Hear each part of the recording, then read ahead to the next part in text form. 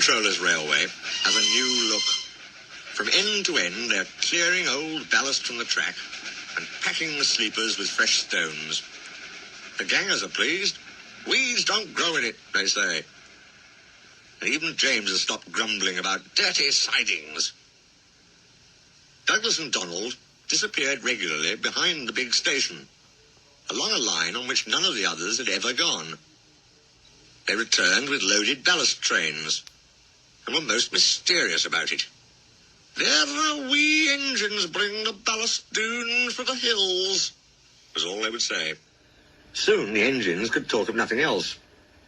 James and Henry thought the "vera wee engines" must be some kind of magic. "I don't believe it," said Gordon. "Donald and Douglas have pulled our wheels before."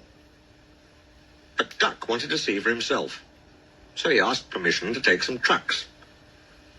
When he arrived, he was told to push them under the chute. This was like a tunnel made of steel girders. On top of it stood some queer-looking trucks. "What do you think of our chute?" said a voice. "Good, isn't it?" Duck blinked. Standing beside him was a small green engine. "Where did you spring from?" asked Duck. "I've been here all the time," smiled the small engine. "I'm Rex. And you, I'm sure, are Duck. How did you know?"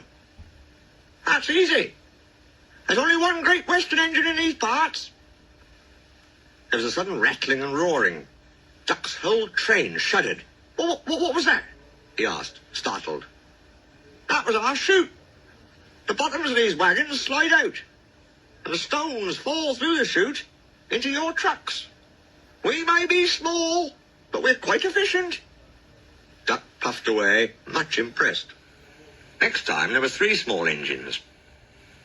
Rex introduced Duck to Bert and Mike. "As you can see," he went on, "the small controllers given us different coats." "Silly nonsense," grumbled Mike. "I like being blue," protested Bert. "It's all right for you," fumed Mike, "but not for me. Passengers will say I look like a pillar box." "Shocking," said Rex, and winked at Duck. "Consider my feelings.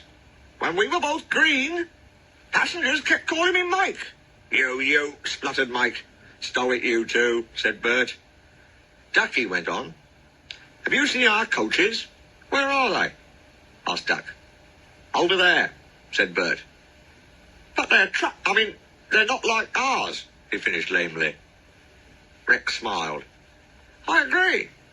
They are like trucks. But they behave surprisingly well." "Says you," put in Mike rudely.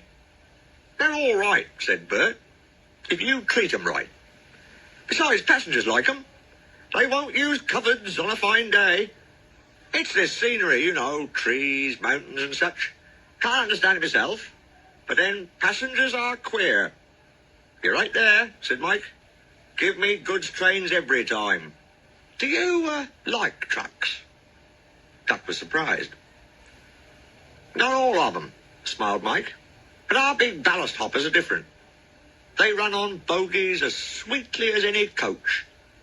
We take 'em to the old mines, fill 'em up, and run 'em down here to the chute.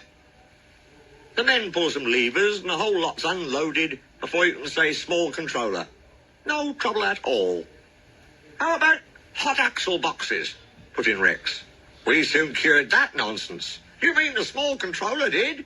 "Same thing," grinned Mike. Duck chuckled delightedly. Rex and Mike loved teasing each other.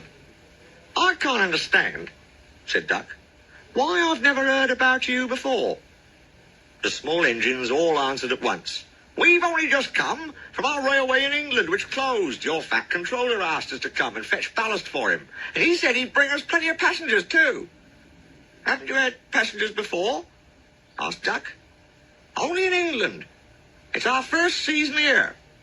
"Oh," promised Duck, "then I'll bring you lots. Goodbye, goodbye." And he puffed excitedly away to see about it.